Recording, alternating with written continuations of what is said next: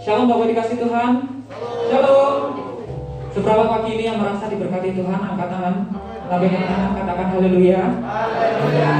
Kita berbahagia ya pagi ini ya. Apalagi di sini ada yang putih-putih kayak gitu, kayak mau wisuda kayak gitu. Bapak dikasih Tuhan, kita bersyukur jika pagi ini kita boleh ada di tempat ini. Itu semua karena kemurahan Tuhan, karena kebaikan Tuhan. Saya mau cek dulu. Karismata? Karismata? Saya. Karismata? Saya. Berikan kemuliaan bagi nama Tuhan. Haleluya. Haleluya. Haleluya. Bapak Ibu kasih Tuhan. Dan Yesus berkata di dalam Matius 22 ayat yang ke-37. Jawab Yesus kepadanya, kasihilah Tuhan Allahmu dengan segenap hatimu dan dengan segenap jiwamu dan dengan segenap akal budimu. Kita percaya pagi ini adalah kita orang-orang yang mengasihi Tuhan. Amin. Kita semuanya adalah orang-orang yang mengasihi Tuhan, yang selalu rindu berada di dalam hadirat Tuhan. Mari Bapak Ibu dikasih Tuhan pagi ini saja kita semuanya berbagi berdiri. Bapak Ibu yang saat ini sedang hadir di tempat ini maupun Bapak Ibu saat ini yang menonton siaran ibadah ini secara online kami berkata, mari kita siapkan hati kita di hadapan Tuhan. Kita siapkan hati kita untuk kita memberi yang terbaik bagi Tuhan. Bapak pagi ini kami datang ke dalam hadirat-Mu dengan penuh ucapan syukur di dalam hati kami yang paling terdalam. Karena kami tahu bahwa Engkau Allah yang mengasihi setiap hidup kami, Engkau Allah yang memberkati kami, Engkau Allah yang memelihara setiap hidup kami. Maka pagi ini Tuhan, kami mau datang ke dalam hadirat-Mu dengan penuh ucapan syukur. Dari hati kami mau menaikkan setiap doa,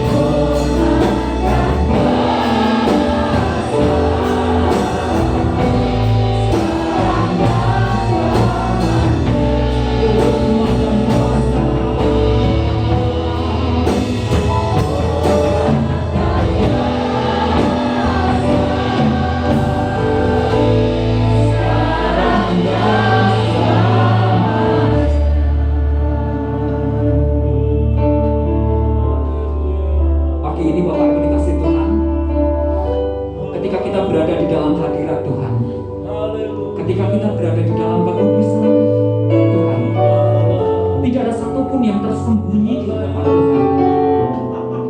Sebab hari ini kita ada di dalam hadirat Tuhan. Mari kita datang dengan penuh sukacita, dengan segenap hati, jiwa, kekuatan kita datang kepada Tuhan. Kita mau mengasihi Tuhan lebih daripada segalanya. Hari ini, pagi ini, kita mau datang kepada Tuhan dengan segenap kerinduan hati kita. Apapun yang menjadi beban pergumulan kita pagi ini, tidak ada yang bisa memisahkan kita daripada kasih Tuhan. Pagi ini, mari kita datang kepada Tuhan. Mari kita angkat tangan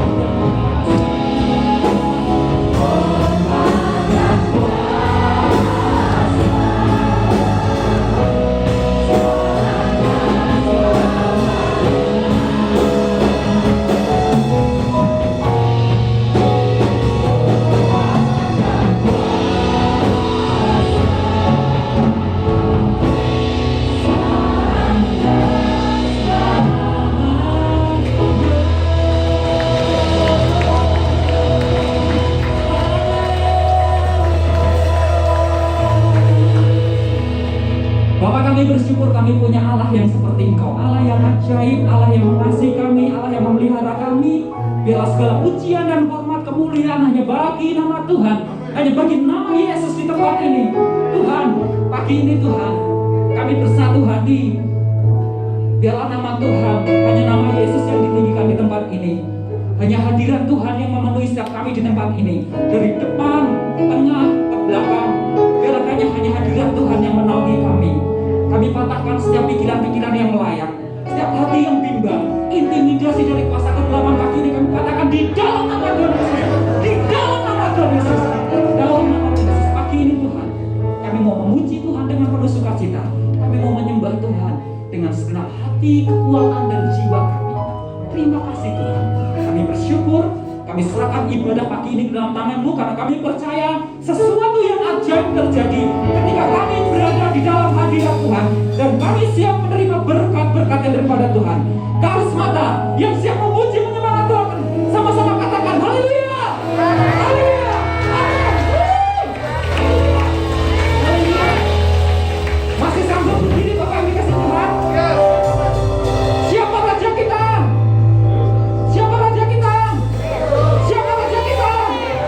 Dia raja. Ya, ya. Hei, hei, hei, hei.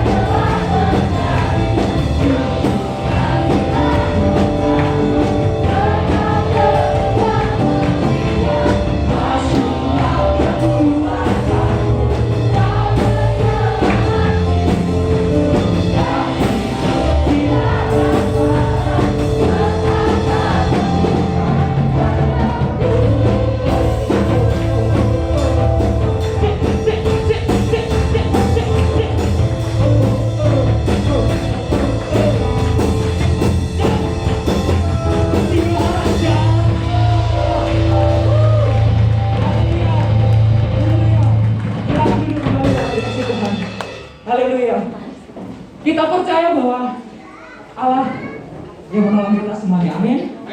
Haleluya. Bapak, kami bersyukur karena pertolongan Tuhan selalu nyata di dalam setiap kehidupan kita. Apapun yang terjadi, masalah silih datang berganti. Kadang-kala wajar, sebagai manusia kadang kita bingung. Tuhan, apa yang menjadi rencana Tuhan? Tetapi pagi ini Bapak dikasih Tuhan, dengan iman, dengan penuh pengharapan, kita datang kepada Tuhan dan berkata bahwa Tuhan, walaupun kami tidak mengerti apa yang kadang Kau rencanakan dalam setiap hidup kami, tapi kami mau berserah, kami mau tetap berharap kepada Engkau, kami mau tetap beriman kepada Engkau, karena Engkau lah harapan, kekuatan di dalam setiap hidup kami. Terima kasih Tuhan.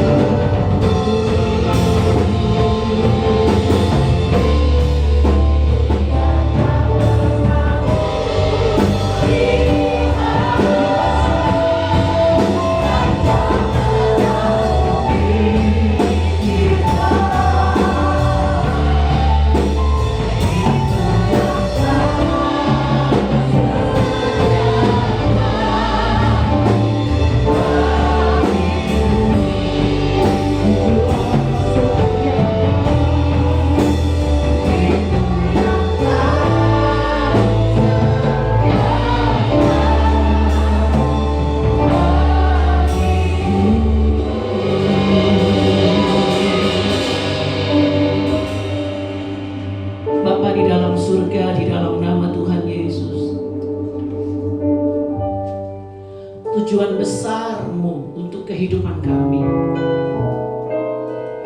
itu harus terlaksana dan pasti terlaksana, karena Engkau yang telah menetapkannya. Hanya Bapa, terlebih dahulu Engkau mempersiapkan kami untuk bisa menjadi alat-alat yang mulia, yang kuat, yang sanggup dan menyatakan kemuliaan-Mu. Dan di proses inilah seluruh kehidupan kami terbuka, dikerjakan oleh Tuhan. Bungkam mulut kami dari semua pemberontakan Bapa.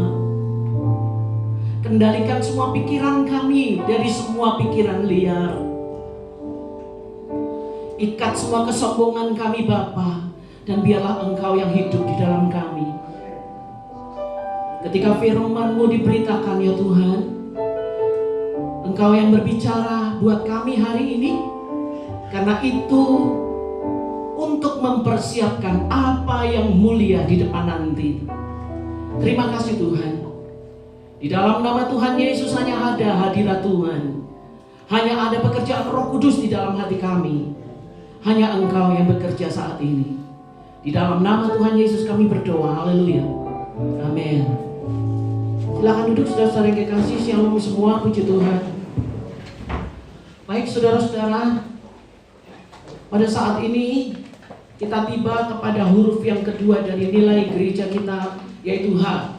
Karismata. H yang kedua adalah hormat. Kita bicara tentang apa itu menghormati Tuhan, menghormati pemimpin. Dan hari ini kita akan berbicara tentang mengasihi diri sendiri atau egois, berkaitan dengan menghormati dirimu sendiri. Saudara-saudara yang kekasih, berapa banyak di antara saudara tahu ciptaan Tuhan yang paling terbaik itu apa?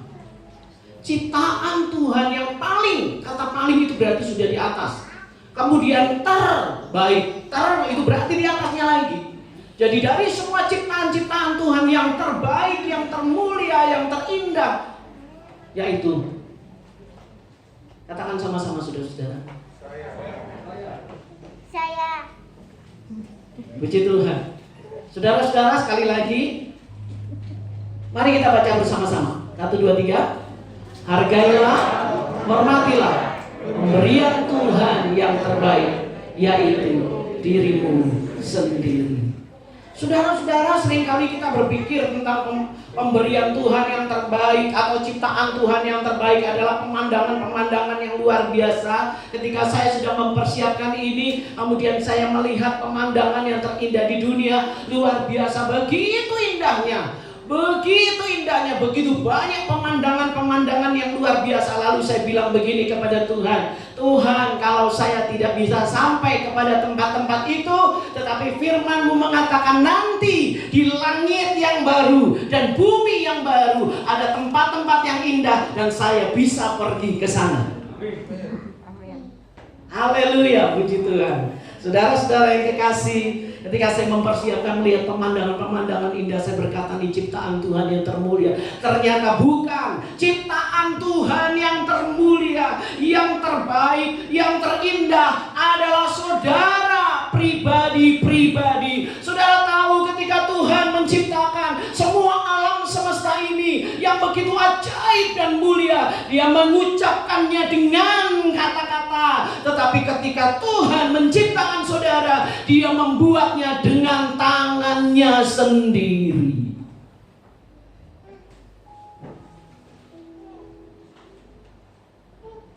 Tidak ada satu tangan yang luar biasa di dalam dunia ini dan di belahan bumi manapun yang melebihi tangan Tuhan. Dan tangan itu yang menjalin urat-urat saudara, tubuh saudara, dan menetapkan semua organ-organ tubuh saudara. Itu tangan Tuhan. Menjadikan saudara begitu dahsyat dan ajaib di matanya. Oleh sebab itu hormatilah dan hargai pemberian Tuhan yang terbaik, yaitu hidup saudara sendiri. Mari kita baca bersama-sama. 1, 2, 3. Kasihilah sesamamu manusia seperti dirimu sendiri. Saudara-saudara yang kekasih, Banyak kali kita ya diperintahkan untuk kasihilah sesamamu. Kasihilah sesamamu seperti dirimu sendiri. Kasihilah. Bahkan kalau Alkitab ini diperas, saudara-saudara, hanya ada 2 tetes. Tetes yang pertama kasihilah Tuhan, dan yang kedua adalah kasihilah sesama. Saudara-saudara, tetapi banyak orang tidak menyadari satu kebenaran ini. Sebelum kita bisa mengasihi sesama, kita harus bisa mengasihi diri sendiri. Nah, kalau sudah bicara begini, saudara-saudara, orang akan bilang begini, bukankah salah itu mengasihi diri sendiri? Bukankah mengasihi diri sendiri itu egois? Tidak. Kita harus bisa membedakan apa itu egois dan apa itu mengasihi diri sendiri. Saudara-saudara yang memasuki usia 20 tahun, maka saudara menghadapi satu masalah yang cukup berat berkaitan dengan bagaimana saya bisa mengasihi diri saya sendiri. Banyak anak-anak muda di masa-masa ini mengalami stres dan menjurus kepada depresi. 2 hari yang lalu setelah kami mengadakan doa, jam doa, kemudian selesai, sementara kami sedang doa, dan bagian itu saya harus siap-siap doa karena diminta untuk berdoa. Saya lihat di handphone saya ada telepon masuk dan saya tahu itu urgent, karena di dalam keluarga itu ada telepon mamanya, telepon saya, telepon dia berkali-kali, dan kemudian ada muncul WA yang bilang gini, ini urgent Bu. Langsung saya matikan karena saya sedang doa. Dan setelah selesai doa baru kemudian saya terima. Saudara tahu, saya menerima telepon itu dari seorang wanita berumur 24 tahunan. Dan saudara-saudara, wanita ini sampai saya harus bilang kepada dia, tolong sekarang kamu pegang pisau karena tubuhnya sudah berlumuran darah. Dia sudah melakukan tindakan penyiksaan diri sendiri. Saya bilang, dia tolong dengar saya, kamu dengar saya? Iya Ibu, dengar saya. Iya, dengar saya. Saya bilang gitu, iya Bu, dengar. Sekarang kamu lemparkan itu pisau. Dan kemudian dia lemparkan pisaunya. Kenapa saudara-saudara? Anak-anak di usia-usia seperti ini, ada satu fase di mana mereka bingung dengan dirinya sendiri. Dan saudara, ini sebuah pergumulan. Bagaimana dia harus mengasihi dirinya sendiri, dia tidak bisa. Seorang anak adopsi dibesarkan dalam keluarga yang dia tahu mama papanya adalah yang baru saja berapa waktu yang lalu ngaku bahwa dia adalah anak adopsi. Dan kemudian dia penuh dengan kemarahan. Dia berkata, mana papa saya yang asli, mana ibu saya yang asli. Sekarang kalau mereka kaya raya, kenapa mereka buang saya, dan segala macam. Itu berkaitan dengan penolakan kepada diri sendiri. Dan akhirnya saudara-saudara, percayalah, orang-orang yang tidak bisa menerima dirinya sendiri akan sulit mengasihi orang lain. Akan sulit mengasihi suami, mengasihi istri, atau mengasihi anak. Sibuk dengan luka dirinya sendiri. Dan itu terjadi di masa-masa sekarang. Oleh sebab itu angka perceraian sekarang menjadi tinggi. Firman Allah berkata, di akhir zaman akan muncul masa yang susah, sukar manusia mencintai dirinya sendiri. Ini bukan bicara tentang mengasihi dirinya sendiri, bicara tentang egois. Saudara-saudara, banyak anak-anak muda yang kemudian terus sampai kepada usia mereka tua. Mereka bingung bagaimana membahagiakan dirinya sendiri, bagaimana menikmati hidup tanpa tekanan, bagaimana memiliki kebebasan menentukan pilihan tanpa diatur oleh orang lain, bagaimana bekerja dengan hati yang senang, bagaimana membahagiakan orang-orang di sekitar kita yang kita kasihi, bagaimana mengatur waktu tanpa dikejar-kejar oleh tuntutan. Dan saudara-saudara, ini sebuah pertanyaan, bagaimana saya bisa membahagiakan diri saya sendiri, bagaimana saya menikmati hidup saya sendiri. Hati-hati saudara-saudara, karena pertanyaan-pertanyaan ini tipis sekali dengan mengasihi diri sendiri atau egois. Saya bicara kepada kaum wanita, kepada ibu-ibu. Di dalam pelayanan-pelayanan konseling, di dalam gereja kita ada pelayanan disebut sebagai IHC, Inner Healing Karakter. Dan saudara-saudara, di dalam pelayanan tersebut kita bicara tentang konseling dan pelepasan. Dan banyak sekali di dalam pelayanan-pelayanan konseling nampaknya indah ya ibu-ibu, dengan wanita-wanita yang seringkali melakukan bagian mengalah untuk suami, mengalah untuk istri, mengalah, hati-hati. Karena akhirnya saudara akan kejebak dengan ketidakbahagiaan. Karena mengalah ini bukan sikap yang benar. Mengalah hanya karena saudara-saudara merasa tertolak, merasa tidak punya hak. Dan itu berbahaya, saudara-saudara. Akhirnya terjebak kepada tidak mengasihi diri sendiri. Jadi bagaimana dong, Bu? Kalau ini makanan saya pengen, saya suka sekali makanan ini, tapi akhirnya saya harus mengalah, dihabisin sama suami dan anak-anak saya. Saudara harus tegas, bisa membagi, supaya anak-anak pun belajar yang namanya arti berbagi. Supaya anak belajar yang arti namanya memberi untuk orang tua. Karena kalau saudara hanya terus mengalah untuk anak, mengalah untuk anak, satu saat ketika mereka sudah tua, mereka tidak diajar untuk bagaimana memberi prioritas pada orang tua. Jadi saudara-saudara, saudara harus hati-hati. Banyak kali, banyak falsafah, banyak pemikiran, banyak ide-ide yang nampaknya benar, tapi sebenarnya itu salah dan itu berbahaya. Jadi ibu-ibu, kalau saudara bicara mengalah, hati-hati. Lebih baik ajarlah suami untuk berbagi. Karena nanti ketika anak-anak semua sudah pergi untuk menikah, hanya ada suami dan istri berdua. Kalau dari awal dalam pernikahan tidak diajarkan yang namanya berbagi, maka saudara sedang memupuk suamimu menjadi orang yang egois. Dan saudara akan menjadi orang yang menderita. Jadi lebih baik ajar saudara-saudara. Ini memang harus diajar. Dan di dalam pelayanan konseling ini dibukakan supaya kita mengerti arah bagaimana yang benar dalam mengasihi Tuhan, mengasihi diri sendiri.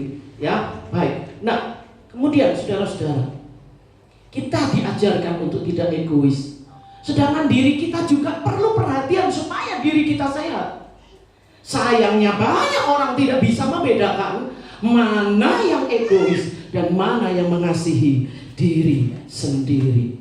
Saudara-saudara, saya akan membuat saudara-saudara saat ini LCD di depan sedang bermasalah ya, sehingga tidak begitu jelas. Tetapi saya akan menolong saudara untuk bisa mengerti apa itu mengasihi diri sendiri dan mementingkan diri sendiri atau egois. Itu beda sekali, beda sekali.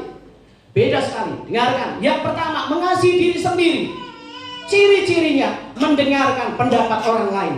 Orang yang mengasihi diri sendiri, dia mudah mendengarkan pendapat orang lain. Dia sangat terbuka terhadap pendapat nasihat dari orang lain. Tetapi orang yang egois, orang yang mementingkan diri sendiri, tidak mau mendengarkan pendapat orang lain. Ini beda, saudara-saudara. Egois tidak mau mendengarkan pendapat orang lain. Yang kedua, mengasihi diri sendiri, mengakui bahwa saya punya keterbatasan dan mengerti bahwa orang lain juga punya keterbatasan.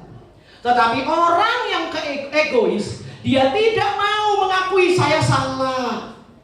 Saya apa nih di bagian ini saya lupa. Orang egois tidak mau mengakui itu dan tidak mau terima kalau orang lain salah. Gak bisa, pokoknya kalau saya sudah bilang begini, aturannya begini, mau gak mau kamu harus begini dan segala macam. Waduh, saudara-saudara, itu orang egois. Jadi beda. Orang mengasihi diri sendiri tahu saya penuh dengan kemalangan dan penuh dengan kelemahan, dan dia mudah untuk mengakui, mudah untuk saya minta maaf, saya minta maaf, saya gagal di sini, saya maaf, saya butuh pertolongan untuk saya bisa mengerjakan ini. Itu orang mengasihi diri sendiri. Dan dia mudah, hatinya lapang untuk menerima orang lupa, orang gak sengaja, orang tidak tahu. Dia lapang, orang tidak mampu, dia mampu untuk berkata ya mengerti, dia mengerti. Orang egois tidak bisa. Apa yang saya sudah bilang harus diikutin. Itu egois. Kemudian saudara-saudara, yang berikutnya, yang keempat, orang yang mengasihi diri sendiri itu dapat mengontrol kemarahan dan emosi. Dia bisa kontrol marah dan emosi. Tetapi orang yang egois, dia sulit kontrol kemarahannya, sulit kontrol emosi, perilaku dan perkataan negatif. Saudara-saudara, bukan berarti bahwa marah itu dosa. Tidak semua marah itu dosa. Marah itu ada yang benar, ya. Cara-cara marah, Alkitab Tuhan Yesus sendiri marah kok. Tetapi orang yang mengasihi diri sendiri tidak hidup dalam kemarahan. Dia marah, kemudian dia memberitahu yang benar, kemudian selesai. Tetapi orang yang egois, dia marah, dia menyimpan kemarahan, lama nyimpannya. Dan dia dikontrol oleh emosi. Yang kelima, bedanya mengasihi diri sendiri adalah dia tenang dan mengerti orang lain. Dia orang yang sangat paham kepada banyak orang. Dia tenang. Tetapi orang egois, dia tidak tenang, dia gelisah, dia penuh dengan tuntutan, harus ini, harus itu, harus ini, dan tidak gelisah. Kenapa dia gelisah? Karena dia lihat orang terus, dia tunjuk orang, dia lihat kesalahan orang, dan bukan lihat dirinya sendiri. Kemudian beda yang keenam yang saya tidak tulis di sini. Mengasihi diri sendiri dan mementingkan diri sendiri atau egois. Beda yang keenam. Mengasihi diri sendiri berasal dari Tuhan. Tetapi mementingkan diri sendiri atau egois berasal dari kegelapan yang masuk di dalam daging dan nafsu kita dan mengendalikannya. Nah, saudara-saudara yang kekasih, ketika kita tahu bahwa demikianlah, oh sekarang saya ngerti bahwa mengasihi diri sendiri dengan egois itu berbeda, maka sekarang saudara menempatkan diri. Saya mau mengasihi diri saya sendiri. Sekarang saya tahu, rupanya demikianlah orang yang mengasihi diri. Saudara, hormatilah buatan Allah. Hargai dirimu sendiri. Karena kita diciptakan oleh tangan Allah sendiri. Dan itu adalah tangan yang luar biasa. Saudara tahu Yesus di dalam perjalanan pelayanannya, dan setiap kali dia melakukan hal-hal dengan tangannya, maka apapun yang sedikit dan ditaruh di tangannya, maka itu kemudian menjadi banyak. Apapun yang rusak dan ditaruh di tangan Tuhan, maka kemudian yang rusak itu berubah menjadi baik. Apapun yang sakit yang ditaruh di tangan Tuhan, Tuhan menumpangkan tangan atasnya, maka yang sakit itu disembuhkan. Bahkan bentuk apapun kematian sampai kepada ikatan kuasa kegelapan, ketika berada di dalam tangan Tuhan, Tuhan membebaskan dan ada kehidupan. Dan saudara tahu, saudara dibuat oleh tangan Tuhan. Tangan yang penuh dengan kuasa, tangan yang penuh dengan keajaiban. Tangan itu yang buat saudara. Jadi jangan pikir saudara, saya ada gara-gara papa mama. Itu bisa jadi Adi, bisa jadi Ali, bisa jadi Elizabeth, bisa jadi Wati, bisa jadi lain. Dan bukan saudara, tetapi karena tangan Tuhan memilih saudara. Dan kemudian dia merajut dengan tangannya setiap tulang, setiap uratnya. Dia buat dengan tangannya. Dia taruh setiap organ, dia hidupkan. Di dalam Mazmur 139 ayat 13 sampai dengan ke-15. Sebab engkaulah yang membentuk buah pinggangku, menenun aku dalam kandungan ibuku. Saudara, jika Tuhan tidak campur tangan untuk menenun saudara, saudara akan keluar jadi berantakan. Aku bersyukur kepadamu oleh karena kejadianmu dahsyat dan ajaib. Belum pernah ada seorang pun bisa menciptakan satu manusia. Belum pernah. Oleh sebab itu pemazmur berkata, kejadianmu dahsyat dan ajaib. Ajaib apa yang kau buat. Dan jiwaku benar-benar menyadari. Ini saudara-saudara, berapa banyak di antara saudara yang jiwa saudara sadar, luar biasa, Allah bentuk saya, Allah jadikan saya, jiwa saya menyadarinya. Tulang-tulangku tidak terlindung bagimu. Ketika aku dijadikan di tempat yang tersembunyi dan aku direkam di bagian bumi yang paling bawah. Saudara-saudara, kejadian manusia itu kejadian yang ajaib dan yang membuat adalah tangan Tuhan. Dan saudara adalah buatan tangan. Apapun yang orang bilang untuk hidup saudara, apapun yang orang lakukan untuk saudara, tidak akan pernah menggagalkan sebuah rancangan agung yang Tuhan telah taruh dalam kehidupan kita. Saudara lihat orang-orang ini. Ada yang kalau saudara nggak lihat gambarnya di situ jelas, nggak terlalu jelas ya. Di situ orang tanpa kaki, di situ orang tanpa kaki dan tanpa tangan, tanpa sempurna, tubuhnya tidak sempurna. Saudara bilang kalau Tuhan menjadikan mereka katanya terbaik, kenapa kok mereka jadinya begitu? Kenapa? Pertama, karena kesalahan manusia. Oleh sebab itu, saudara-saudara, ibu-ibu, satu kali saya mendapatkan sebuah telepon, ibu, saya mau memberitahu kepada ibu, tolong ibu jangan kasih tahu siapapun, ini bukan di sini ya, jangan kasih tahu siapapun. Saya memberitahu kepada ibu, ya, ibu, saya sudah punya anak 4 dan sekarang saya mengandung anak yang kelima. Saya tidak mau, Bu. Saya bilang, jadi kamu mau apa? Saya mau rencana menggugurkan. Suamimu tahu nggak? Gak tahu. Pasti suami saya sepakat dengan saya.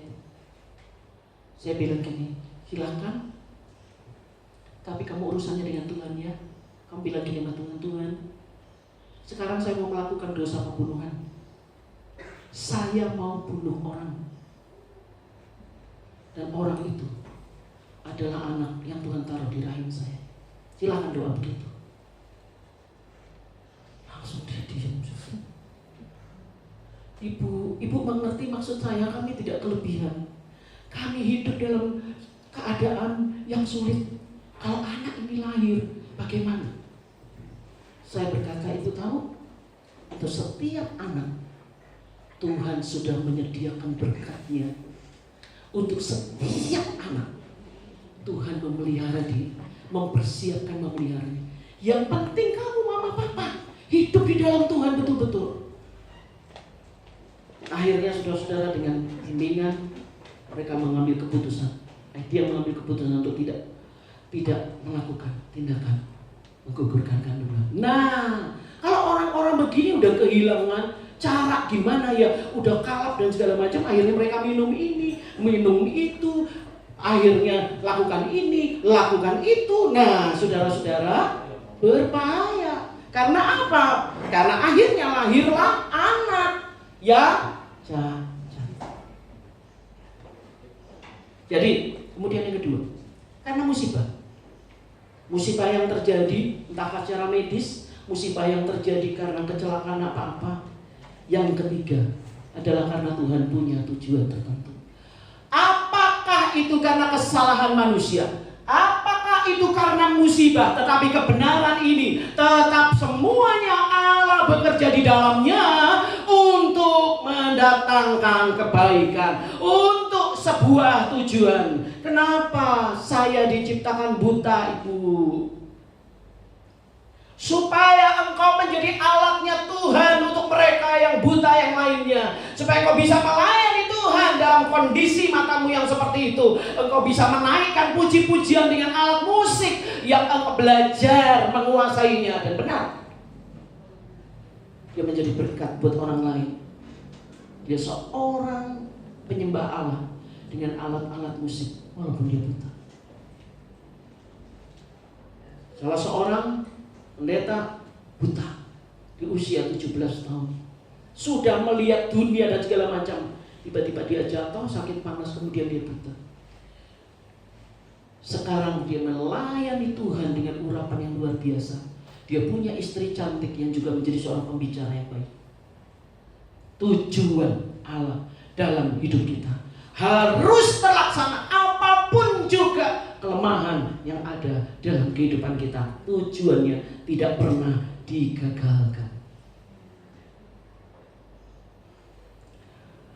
Yang kedua, Tuhan memanggil saya dengan nama sendiri. Di dalam Yesaya 43 ayat 1, tetapi sekarang beginilah firman Tuhan yang menciptakan engkau hai Yakub, yang membentuk engkau hai Israel. Janganlah takut, sebab aku telah menebus engkau dan telah memanggil engkau dengan namamu. Engkau ini kepunyaanku. Beberapa orang bingung dengan namanya. Oh, ini sakit-sakitan. Wah, ganti nama, namanya berat. Saya punya anak pertama. Kakaknya Kevin meninggal di usia 1 bulan.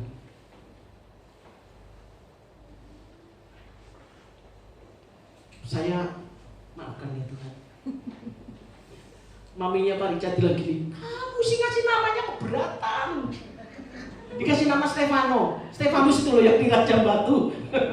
Kamu ngasih namanya keberatan. Jadi akhirnya katanya dia meninggal. Saudara, nama saudara sudah dicatat di dalam kerajaan Allah. Gak ada yang berat, saudara-saudara. Jadi kau usah ribut bubur putih, bubur hitam, bubur ungu, bubur hijau, bubur pelangi, mau apapun juga untuk merubah identitas. Saudara, namamu tercatat dalam kerajaan Allah. Kalau orang panggil kamu, monyong, goblok, anak manja, orang gila nih ya, anak haram, anak gak tahu diri, si gendut, atau anak setan. Nah, saudara, itu nama-nama yang diberi oleh dunia. Saudara punya nama yang dipanggil oleh Allah sendiri dengan namamu. Seorang pemungut cukai, dia disebut pemungut cukai, pemeras. Kamu ya pengkhianat bangsa. Tuhan panggil namanya Sakeus. Saya tadi pagi salah nyebut ya, Matius ya, saya sebut salah. Tuhan Yesus ampuni, padahal sudah keliling dunia itu. Tuhan Yesus ampuni, baru ingat ini. Saudara-saudara yang kekasih, kita berdoa supaya Tuhan mengingatkan kita satu kebenaran ini. Saya punya nama, dipanggil oleh Bapa sendiri, ya. Jadi punya identitas. Saudara itu punya identitas, bukan identitasnya dunia, bukan identitas yang dibuat oleh dunia ini. Yang ketiga, Tuhan Yesus menyelamatkan kita dengan darah dan kematiannya. Seorang yang bernama James Harrison, 81 tahun, menyelamatkan 2,4 juta bayi di Australia karena dia rajin mendonorkan darahnya yang mengandung antibodi menjadi senyawa pendukung obat suntik berjuluk anti-D yang bermanfaat untuk mengatasi penyakit resus. Dan anak-anak ini kalau nggak disuntik sama antibodi ini, mereka meninggal dunia. Dan James Harrison ini menolong anak-anak itu untuk hidup. Saudara-saudara yang kekasih, untuk orang baik, banyak orang berani mati. Begitu ada orang baik diperlakukan begini, wah kita demo, wah nggak terima ini. Saudara ingat kasus Ahok? Luar biasa. Wah Indonesia gempar. Wah membela dia luar biasa. Mana itu dia sekarang? Untuk orang baik, kita berani mati. Tetapi siapa yang mau mati untuk orang berdosa, kotor, penjahat, pezina? Siapa? Yesus melakukannya. Dia bukan hanya karena mau mati untuk orang itu, tetapi hanya jalannya itu. Gak ada jalan lain.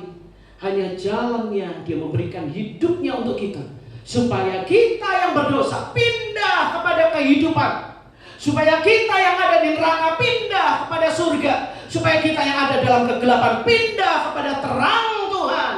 Lewat penebusannya, lewat pengorbanan dan kematiannya.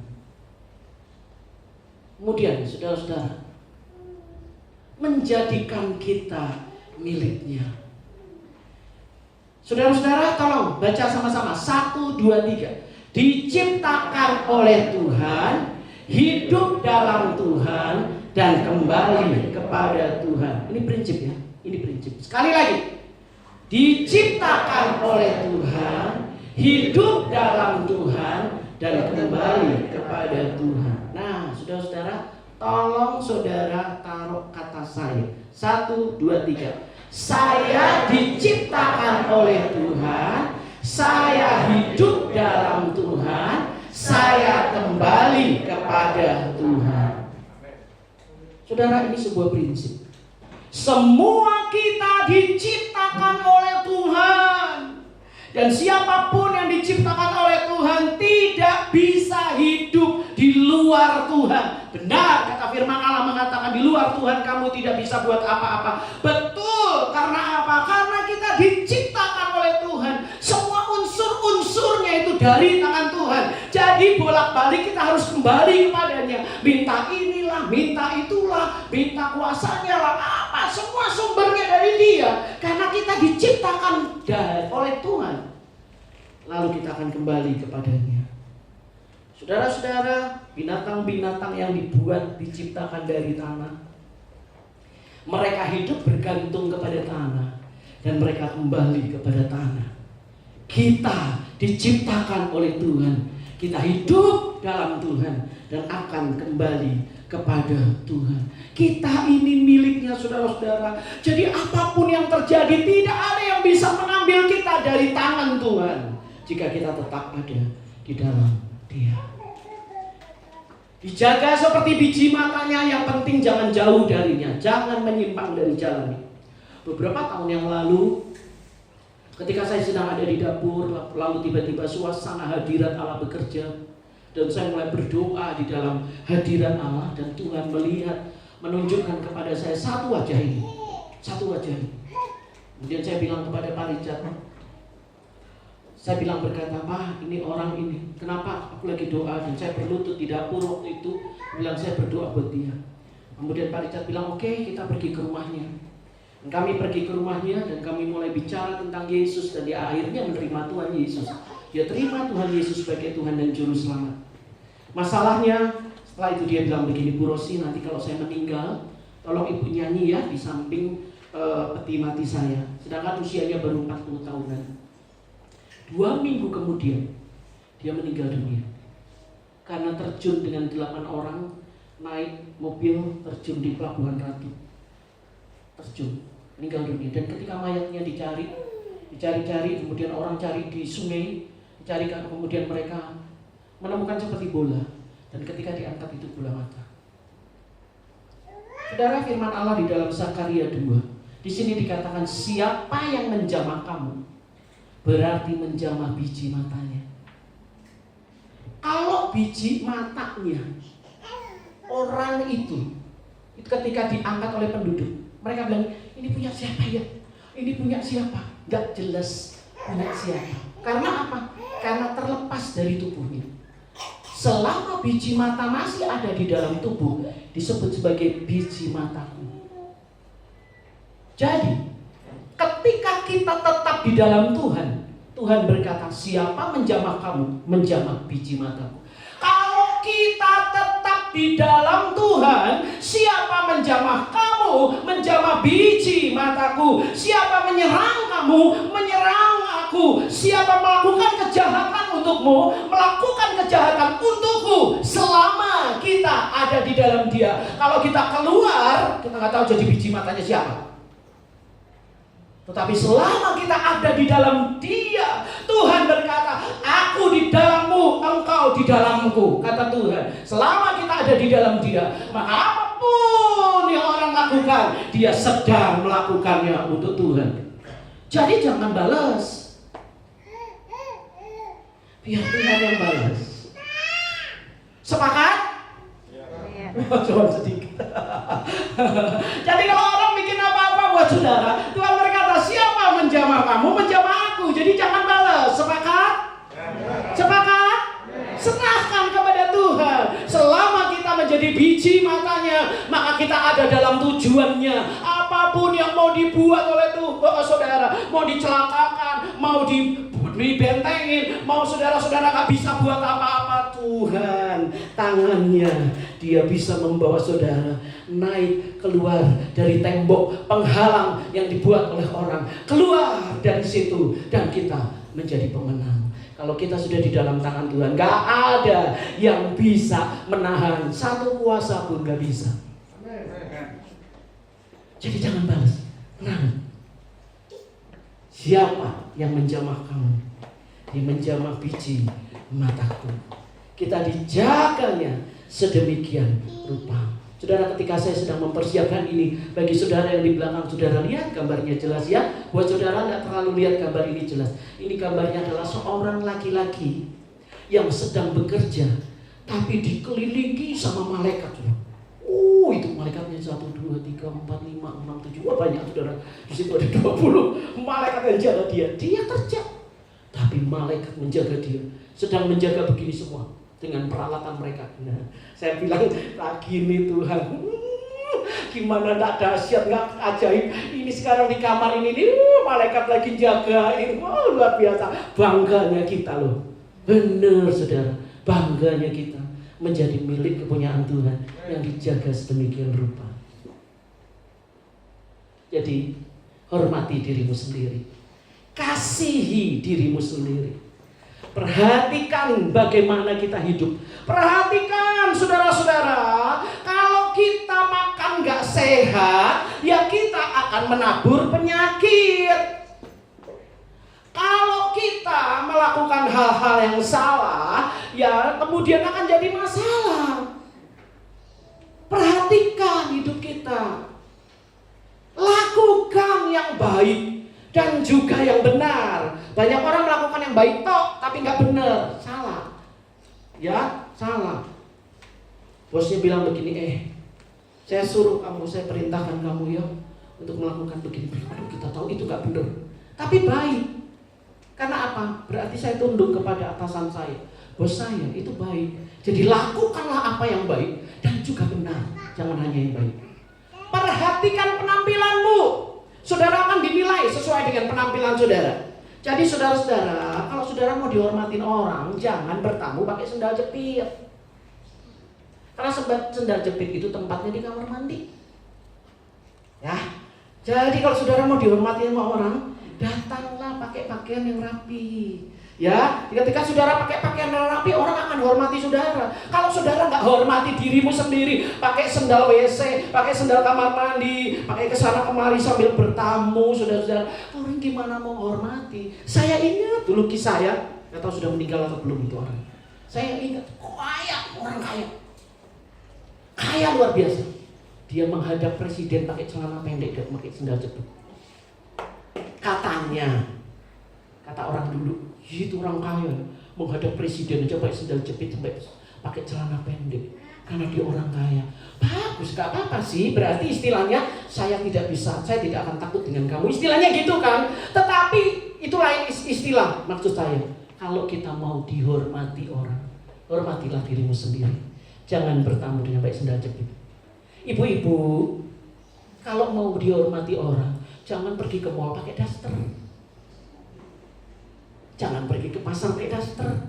Saya ini perempuan aduh cantik, tapi pakai daster. Ya ampun, pakai motor, pakai daster, ke sana kemari. Aduh, gimana kita mau dihormati orang kalau kita pakai daster? Daster itu urusannya tempat tidur. Jadi ibu-ibu tolong ya. Jadi jangan sampai nanti saya ke Superindo, ke Jogja, lihat saudara pakai daster. Nanti saudara dipanggil sama saya, dikonselingin. Berkaitan dengan mengasihi diri sendiri. Ya, jadi hormati dirimu sendiri. Ya, hormati, ya. Jadi supaya kita berpenampilan dengan baik, ya. Kalau saudara makan di tempat orang, ya, jangan ngangkat kaki, kemudian sambil ngobrol. Gak apa-apa sih menganggap kekeluargaan, tetapi aku tolong hormati dirimu sendiri gitu, sehingga orang tuh bisa hormat. Karena saya pernah ngalamin begitu saudara. Saya pergi dengan seseorang. Repot ini hamba Tuhan saudara. Repotnya hamba Tuhan. Saya pergi bertamu ke rumah orang. Oh, mari makan. Haleluya, Tuhan makan. Mari kita berdoa, oh Tuhan terima kasih untuk berkat ini. Ya, mari makan. Langsung angkat kaki. Saya langsung dia bilang, kamu, nggak apa-apa lah. Ini kan kita kan keluarga. Kamu kan begitu caranya saya gitu. Tetap aja saudara-saudara. Alah, repot. Nggak boleh ada di sini ya. Itu bukan apa-apa sih, bukan masalah hubungan enak apa kekeluargaan, bukan masalah. Saudara hormatilah dirimu sendiri. Nah, Jadi perhatikan penampilan.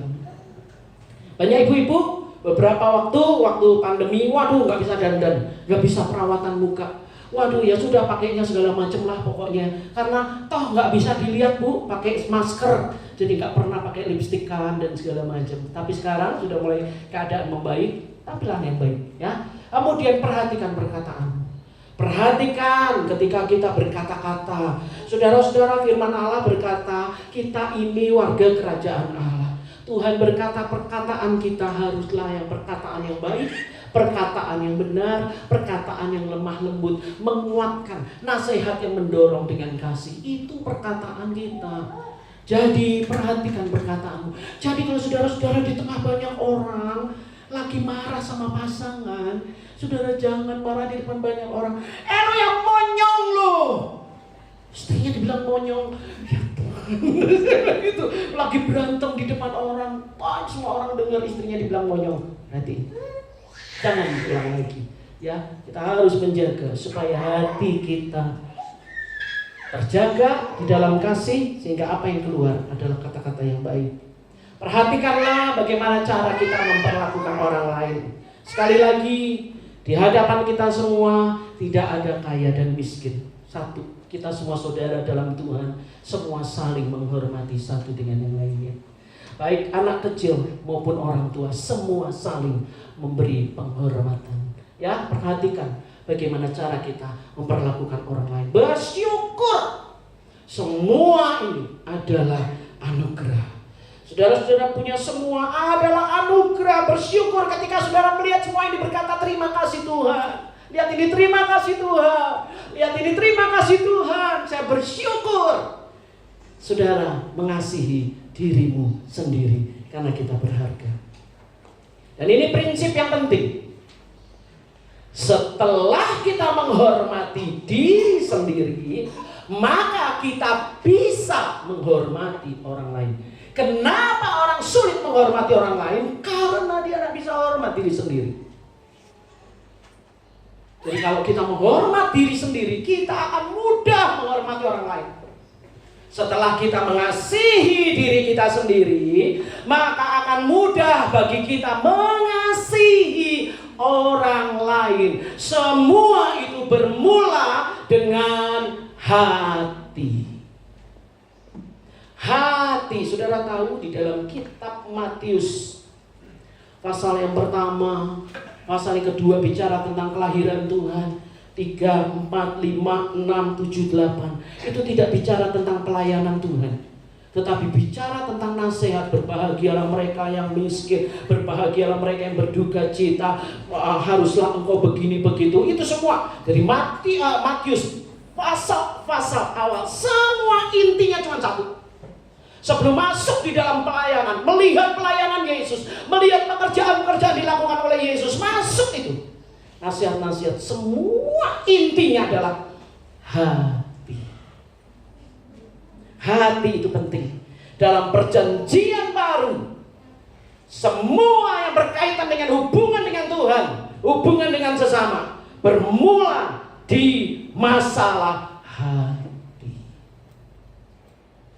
Tuhan berkata di dalam Yohanes 7 ayat 38, barang siapa percaya kepadaku, seperti yang dikatakan oleh kitab suci, dari dalam hatinya akan mengalir aliran air hidup. Percaya ini bukan kata iman. Maksudnya bukan percaya, oh ya saya percaya ada Tuhan. Bukan. Percaya ini hidupnya benar-benar di dalam Tuhan. Hidupnya itu orang Jawa bilang pasrah bongkokan. Istilahnya sabrek-breknya. Beberapa waktu yang lalu dalam sebuah diskusi di Garut, seorang bilang begini, Bu, orang kaya, dibilang gitu, Bu, kalau orang kaya katanya susah masuk dalam kerajaan surga ya, seperti unta susah masuk dalam lubang jarum. Itu teh gimana? Nah, akhirnya saudara-saudara saya memberi jawaban begini, maksudnya bukan unta masuk dalam lubang jarum, bukan begitu, tetapi di sana ada sebuah pintu kecil yang disebut sebagai pintu lubang jarum. Pintu besarnya, gerbangnya akan ditutup ketika sudah malam. Dan hanya ada pintu kecil. Pintu kecil itu dibuka untuk musafir, keluar masuk, susah. Nah, repotnya musafir kafilah itu bawa unta, isinya barang-barang bawaan banyak.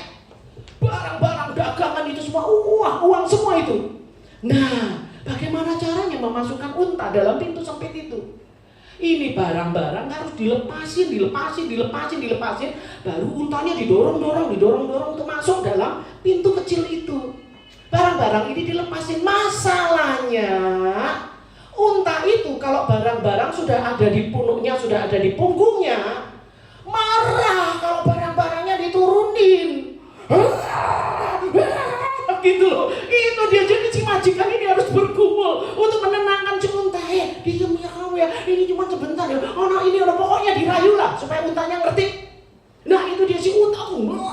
Kalau barangnya sudah di pundaknya dia, itu serasa miliknya gitu loh.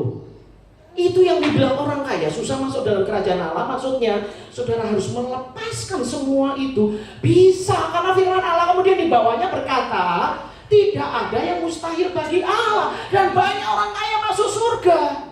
Tapi karena itu mereka terlatih untuk menurunkan barang-barangnya, mendorong untanya, istilahnya gitu. Sehingga unta masuk. Kemudian orang kaya itu harus dengan susah payah memasukkan barang-barangnya, naikin lagi ke unta. Nah untanya marah lagi. Nah sudah enak-enak saya gak berat-berat, kayaknya udah dinaikin lagi sama barang-barang.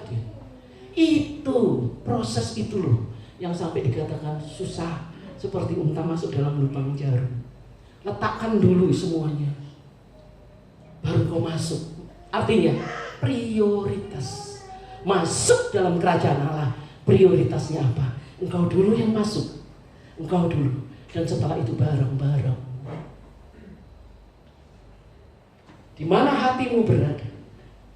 Di mana hartamu berada, di situ hatimu berada. Kalau harta saudara berada di kerajaan Allah, maka hati saudara akan ada di kerajaan Allah.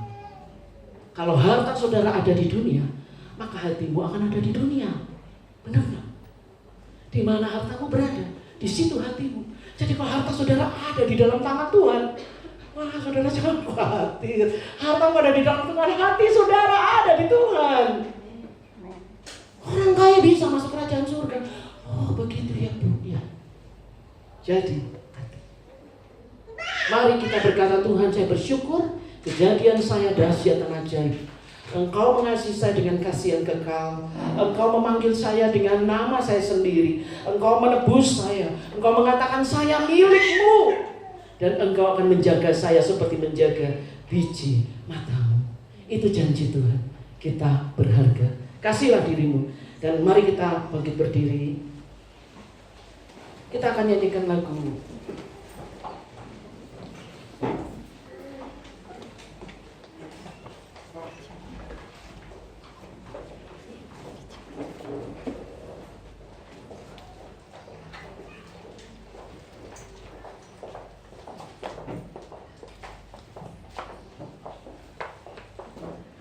Kasih setiamu yang kurasakan.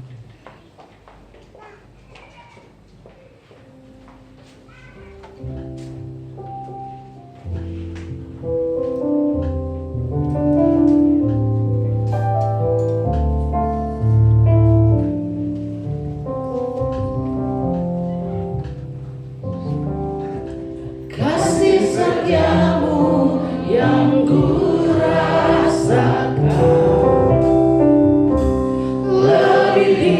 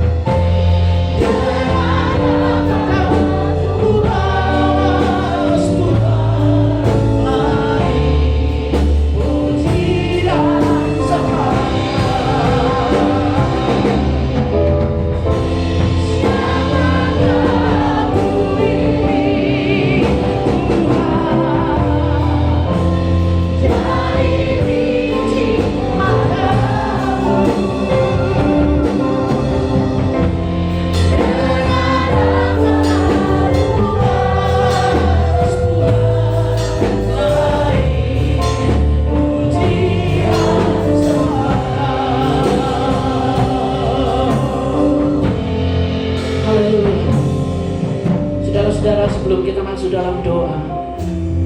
Hari ini jika ada di antara saudara yang saudara merasa bukan orang yang baik, saudara penuh dengan kekurangan, kurang pintar, kurang kaya, kurang baik,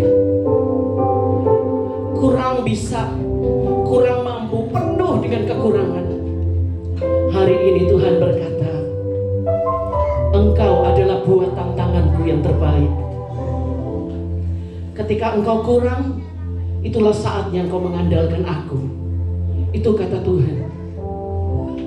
Mari kita menyerahkan hati kita yang terluka oleh penilaian atau sikap-sikap orang terhadap kita, sehingga kita merasa menjadi orang gagal, sehingga kita merasa menjadi orang yang tidak berguna.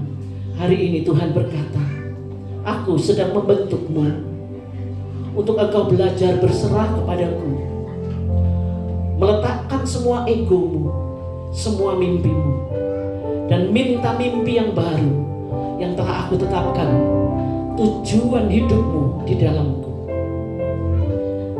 Jika ada di antara saudara-saudara yang terus membawa marah karena saudara diperbandingkan oleh ini dan itu, hari ini Tuhan berkata, engkau biji mataku, siapa yang menjamah engkau menjamah aku. Aku akan menjaga dan melindungimu, karena engkau berharga bagiku. Saudara-saudara yang kekasih, bersyukurlah, karena hidup saudara berharga, sangat berharga, sangat mulia. Bahkan ketika seluruh dunia ini dijual, tidak mampu membeli saudara secara pribadi, karena harganya sangat mahal. Oleh sebab itu bersyukurlah, karena engkau telah dipilih oleh Tuhan. Mari kita mengangkat tangan kita bersama-sama di hadapan Tuhan. Kasih setiamu yang ku rasakan lebih tinggi dari langit biru. Kebaikanmu yang tak menyadari lebih dari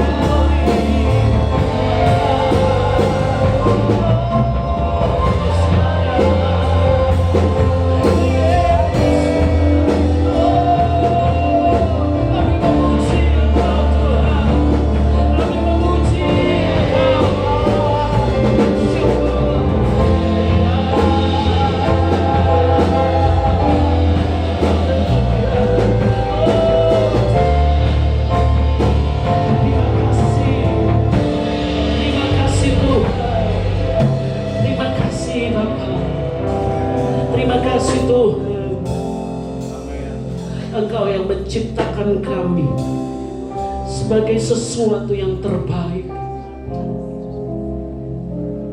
Engkau yang merancangkan semua yang mulia ketika Engkau menenun kami di tangan-Mu.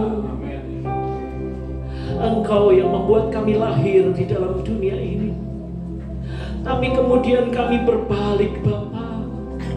Kami menjadi pemberontak dan pendosa. Kami menjadi orang yang menjauhi Engkau dengan melakukan dosa-dosa kami. Tetapi Engkau tidak pernah melepaskan kasih-Mu. Engkau telah tetap memegang kami di dalam kasih setia-Mu. Terima kasih Tuhan, karena kasih yang begitu sempurna. Kami bersyukur kepada-Mu Tuhan.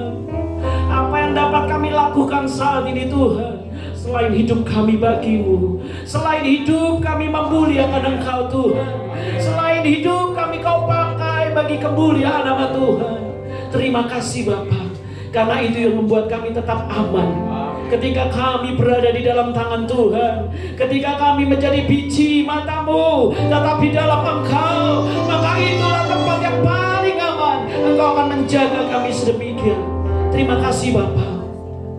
Hari ini Engkau menyembuhkan hati kami Bapa, supaya kami mengasihi diri kami karena kami adalah pemberian Allah yang terbaik.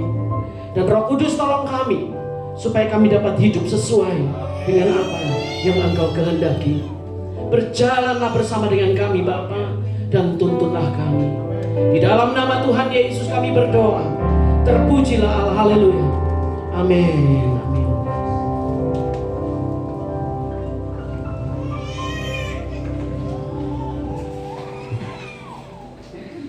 Haleluya, puji Tuhan. Kita sedang mendengarkan kebenaran firman Tuhan.